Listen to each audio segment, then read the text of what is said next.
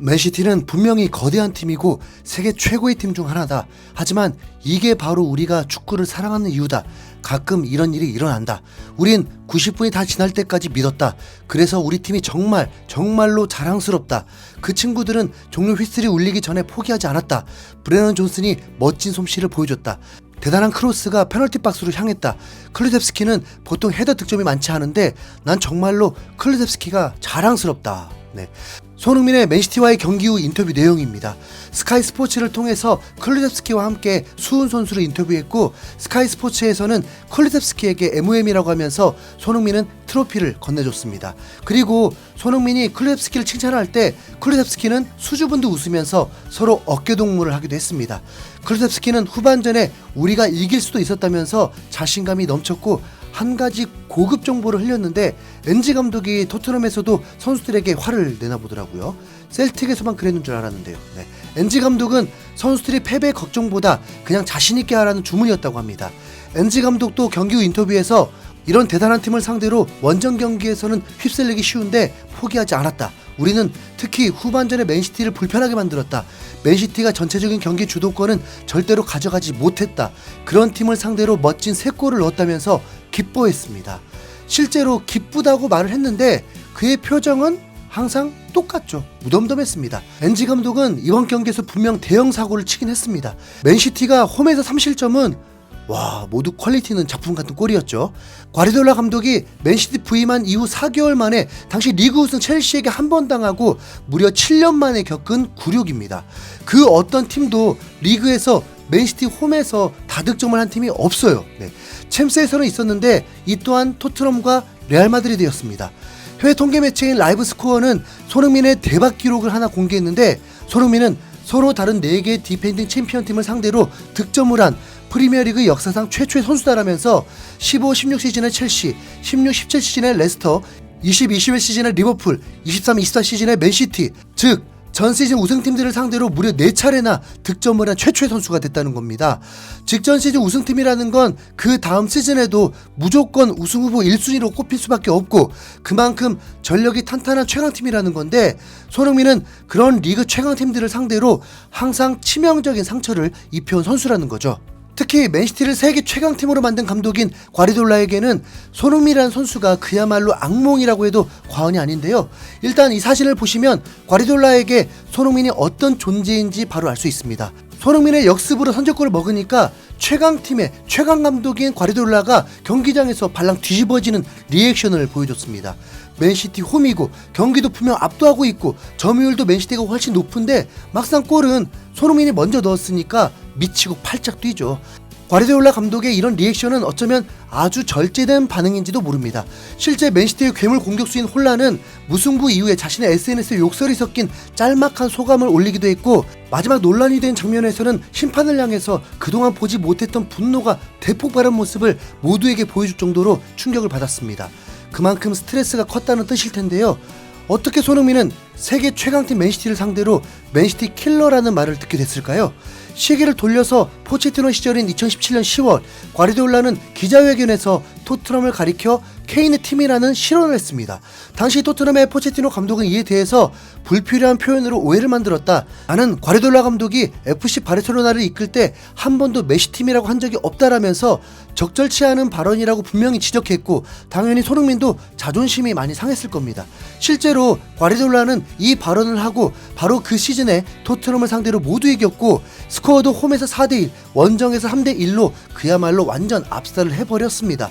그러나 다음 시즌인 2018-2019 시즌부터 손흥민이 영웅처럼 각성하기 시작했죠. 리그에서는 전 시즌과 마찬가지로 2패였지만 지더라도 점차이가 많이 줄었습니다. 두 번의 패배 모두 0대1 스코어였거든요. 그리고 손흥민의 진가는 챔스에서 나왔습니다. 챔스 결승전을 코앞에 둔 4강에서 손흥민은 맨시티를 상대로 총 3골을 득점하면서 과르디올라 감독과 맨시티의 최종 목표였던 챔스 우승을 좌절시켜버린 겁니다. 토트넘 홈에서 열린 4강 1차전에서는 손흥민이 양팀 통틀어서 유일하게 득점을 하면서 1대0으로 힘겨운 승리를 할 수 있었고, 맨시티 홈에서 열린 2차전은 토트넘이 졌지만 스코어는 3대4로 토트넘이 넣은 3골 중에 첫 2골이 모두 손흥민의 골이었죠. 그리고 원정 다득점 규칙에 의해서 토트넘이 맨시티를 꺾고 4강전에 진출했고요. 토트넘을 케인의 팀이라고만 여겼다가 막상 케인이 부상을 당한 토트넘을 상대로 4강 진출에 실패해버린 꼴이 됐습니다. 이때부터 손흥민은 맨시티 킬러로 불리면서 거의 천적이라고 해도 될 정도가 됐는데요.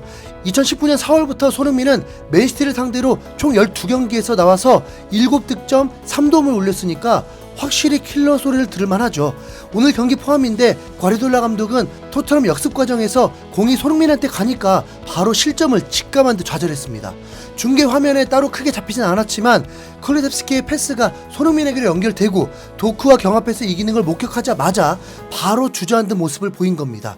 이 장면과 비슷한 장면이 올해 또 있었는데 아스날전에서도 아르테타 감독이 역습 때 손흥민에게 공이 연결되자 얼굴을 감싸주면서 차마 앞을 보지 못하던 장면이 있었죠. 아르테타 감독은 현역 은퇴 이후에 과르디올라의 밑에서 코치 생활을 하면서 아스날 감독이 된 인물인데 스승과 제자가 손흥민을 상대로 보인 반응이 똑같다는 점도 재밌는 포인트입니다.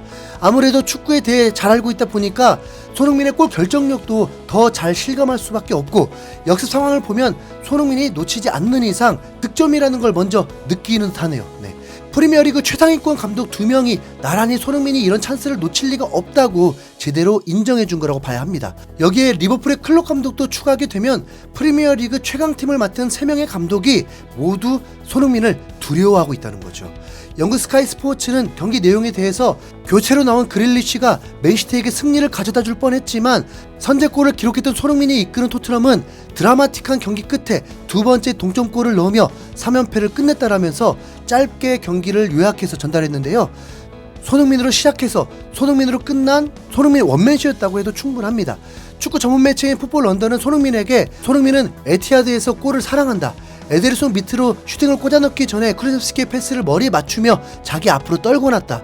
그는 전반에만 몇 차례 아름다운 패스를 했다. 평점 9점을 받아 마땅한 활약이었지만 불운한 자책골 때문에 8점을 준다라면서 맨시티 원정에서 유독 강한 손흥민의 활약에 다시 한번 박수를 보내는 모습이었고 또 다른 매체인 이브닝 스탠다드에서도 손흥민은 선제골 장면에서 눈부신 열망과 기술을 보여줬다. 또한 맨시티 상대의 좋은 기록을 이어갔다. 후반에도 로셀소의 동점골을 도왔다라면서 손흥민의 맹활약을 인정했습니다.